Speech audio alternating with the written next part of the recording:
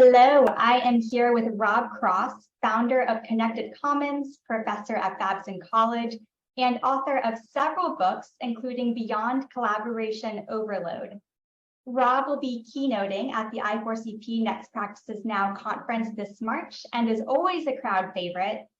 He'll be speaking specifically on intentionally connecting your employees, and we're so glad that he has joined us today virtually for a little mini interview to pique our interest into some of these topics.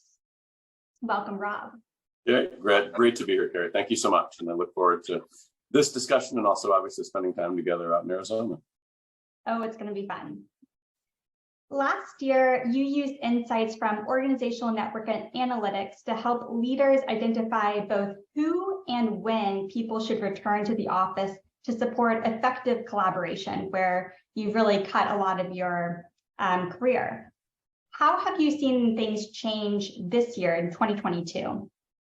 It's a great question. So obviously this is top of mind for most everybody around how do we navigate this return to office and hybrid-based work structures. What I'm seeing overall is that there's a real focus on the intentionality of pulling people back in to organizations rather than mandating, right? And trying to find ways of creating collaborations and opportunities to collaborate inside organizations that actually draw people to want to be back, for certain portions of time. And that can take many, many different forms, right? But it's a very heavy focus around how people begin to think about ways that the work they're engaged in create energy and create purpose, create a sense of meaning in their time together for face-to-face contact. So what that's meant to me and what we can see in a lot of the analytics we're running is that when people are face-to-face, what they're looking for from others are really three categories of interactions. Interactions that create a sense of energy and purpose, like I was saying, interactions that stimulate a sense of learning and growth, and interactions that enable you to innovate and problem solve, right? To create that serendipitous water cooler moment.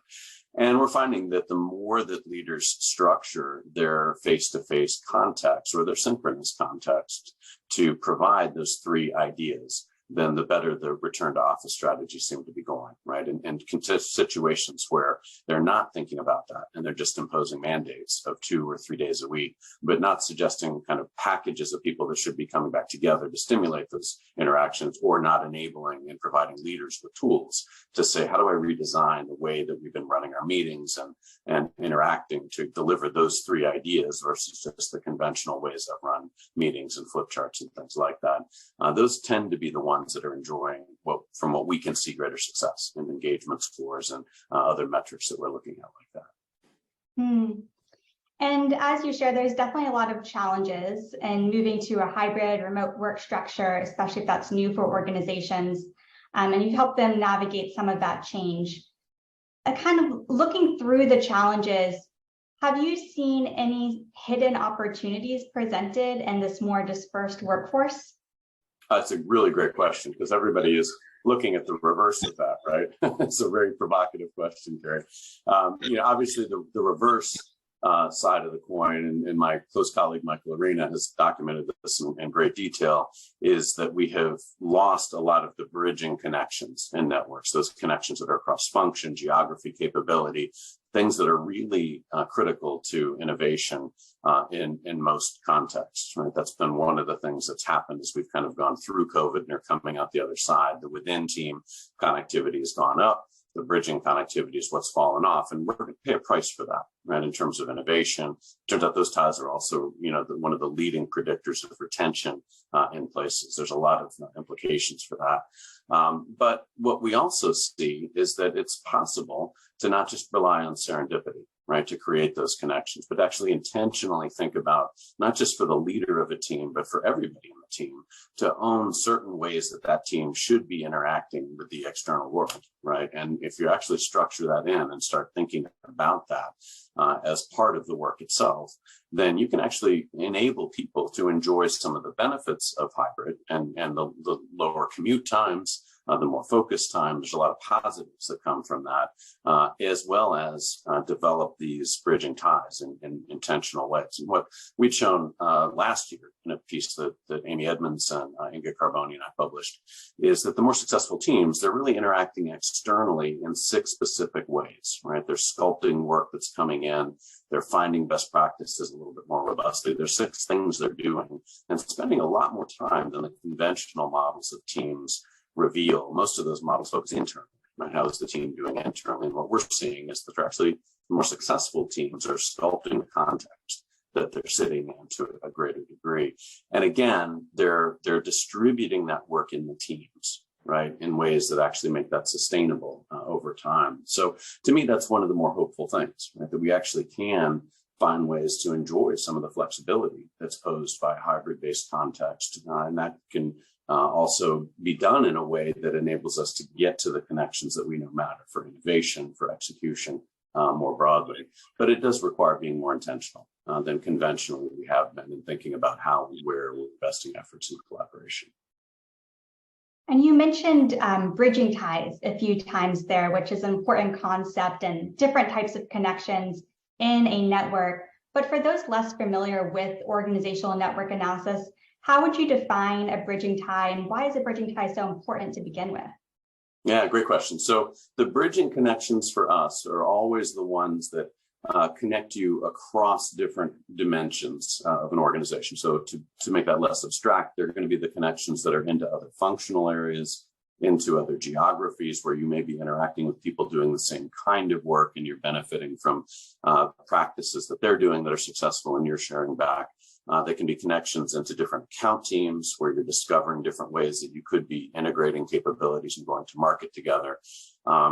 Different capabilities in R&D settings, for example. We know that most innovations of any substance throughout humankind is come from different kinds of expertise coming together and understanding where innovative potentials exist, right, at the intersection of those capabilities or services or offerings. And it's those connections that have dissipated, both inside organizations and then especially outside, reaching outside of the organization overall for innovative insights and perspectives. So those are the connections that we know matter, and they're really critical for a whole suite of things. But I think for this audience, the things that they really matter most for is that they're central sources of innovation and best practice transfer, right? How organizations deliver innovative outcomes of any substance, or how they're securing benefits of scale by sharing ideas and expertise and best practices internally tend to come from those connections. And as I mentioned a moment ago, what our models on attrition show is actually that the bridging ties for employees tend to be really critical sources of retention over time, because it's what gives people the opportunity to connect with others that care about the same aspects of the work, or that gives them the opportunity to find avenues to grow their careers in interesting ways. So really for both those reasons, companies really should be paying attention and developing strategies to make sure that there are investments being made in developing those connections. That's really helpful. Bridging ties, critical for innovation and employee retention, 2 things that most of our H leaders are really focused on right now and are partnering with their CEOs to try to understand in this new era of work. So I believe at our last conference, we were gathering around your last published book, Beyond Collaboration Overload. We got a chance to talk about it in the Connected Commons workshop right before the conference.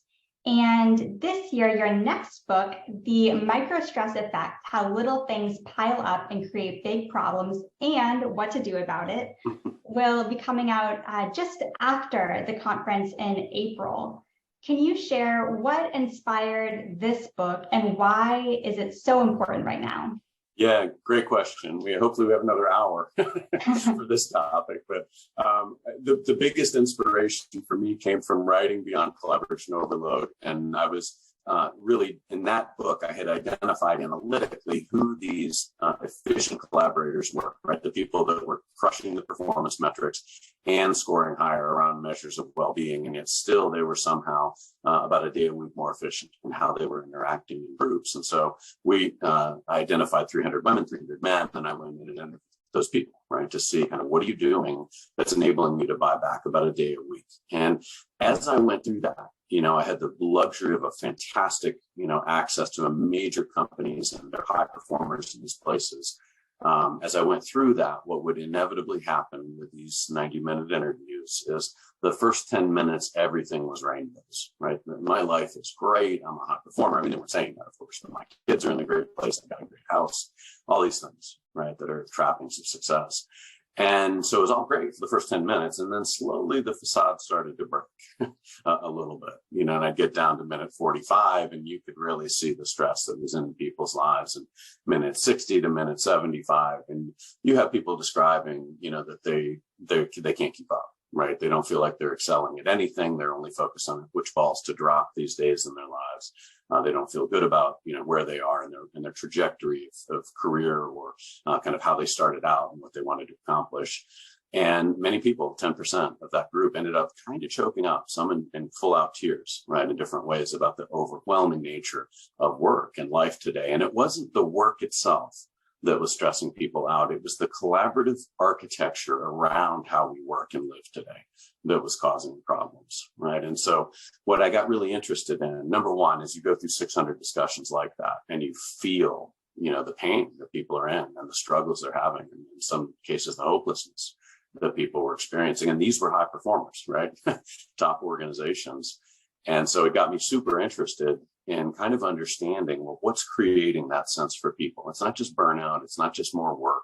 It's the way we're embedded in these connections that's crushing us. And it's the way stress is coming at us, not in big moments, that happens, but it's really the accumulation of small that piles up each day in 20, 30 interactions, none of which, individually put us into fight or flight mode neurologically, but they accumulate in our bodies, right? And we end the day exhausted and we can't quite put a finger on what just happened, because we're taught to kind of fight through all these moments versus thinking about how do we structure the set of relationships that we're in and how we're engaging in work and life a little bit differently.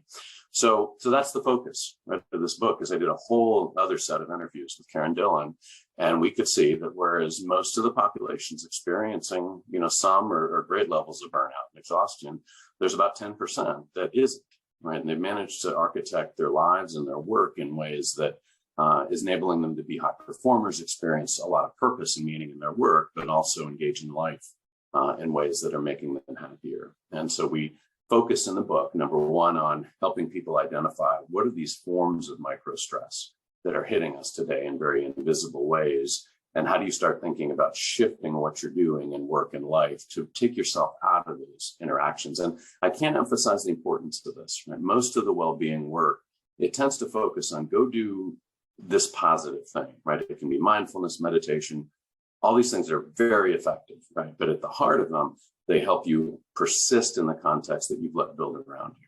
What we're finding is if we can also get people to shape the negative interactions that are hitting them and actually do something about that, well, the effect is fantastic. We know the negative relationships in our lives typically have between 2 and 5 times the impact of the positive.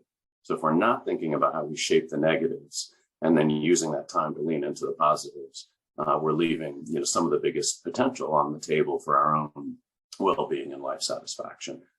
And so that's why we focused on this, right? There was a really kind of heartfelt need for it that I experienced going through the interviews for the last book.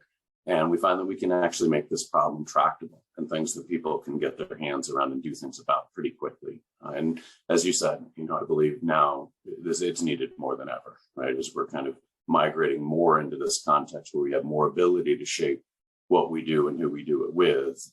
What we don't want to do is give that up too quickly. And this book really tries to help show people the right way to be thinking about that as they go.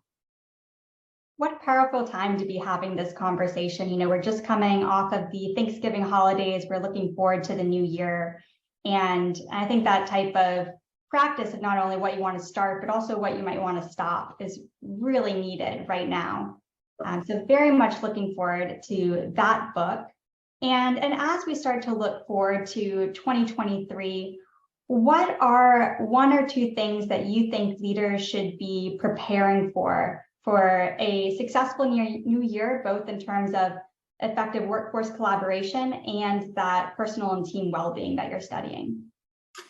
To me, I think the main thing that people need to do is to be more intentional and purposeful about collaboration. We as human beings, and this is a theory going back to somebody named James March, I think it was in the 1950s, that it was called the garbage can theory of organizations. And the basic idea was that we tend to see our problems through the lens of the tools that we have to solve them. And so right now, the problem is we're getting all this advice from consulting firms on down that we need to be more nimble, more agile, one firm. And we're trying to solve that by throwing tools at things. So more Zoom calls or more, meetings or other devices that simply foist collaborative demands indiscriminately on people. All in isolation makes sense, right? They all help solve a certain problem. But cumulatively, they've created a context where people are overwhelmed and we're not actually getting the things that we want sometimes. So the example I use a lot in places is, pre-pandemic, people would grumble to me as I was writing Beyond Collaboration Overload saying, gosh, Rob, I can't get my work done. I have 8 one-hour meetings in the day. It's back-to-back meetings. I can't even go to the bathroom and get my work done until the end of the day. I'm exhausted. And then as we went through the pandemic, there was this seismic shift across most organizations that everybody decided that rather than 1-hour meetings, let's try to do 30-minute meetings, or sometimes even smaller, right? With the idea that this was going to help. And of course it doesn't, right? We now have 16 30-minute meetings in many of our calendars. We're more exhausted in those moments because we have to be more focused and intense. We're switching across topics more, which creates more cognitive stress than we realize. And we end the day with a to-do list based on 16 meetings, not 8 meetings, right? And what we're showing is that people are working 5 to 8 hours more a week, deeper into the morning, later into the evening. And it's a product of taking the same tool, meetings or Zoom calls, and saying, how do we use this differently? Versus stepping back and saying, what is the nature of the collaboration that I need to happen at this point in time? What's the structure of connections within and outside of this team that are going to deliver the results that I need? What's the quality of the exchanges I need to create energy and purpose and retention? If we don't get there, we're going to be in trouble. If we keep throwing meetings and de-layered organizations and more technologies at the problem without a focus on what's the intentionality that I'm trying to build into the collaborations themselves, we'll hit an endpoint, right, of overwhelming people without actually getting the anticipated outcomes. So I think that's the biggest thing, for me, is to be super intentional at a team level, right, around what exactly we're trying to accomplish, what's the pattern of connectivity we need, how do we get the quality of the exchanges we need. At the individual level, it's the same thing, right, to be very intentional about the collaborations that you're getting pulled into and what you're doing. And what we find, as I mentioned earlier, is we've never had more ability to shape what we do and who we do it with. But we have a tendency to give it up and to fall into this sea of activity and just use the toolkits around us in ways that are not necessarily leading to the desired outcomes. So that's my biggest hope for 2023, is that people become more intentional, more purposeful, and thoughtful again about the quality, the nature of the interactions that they're stimulating through all of this.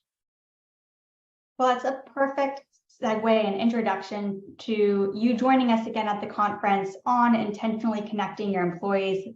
You laid out the issues that we're facing. We look forward to more of the tools and recommendations to actually have those intentional connections.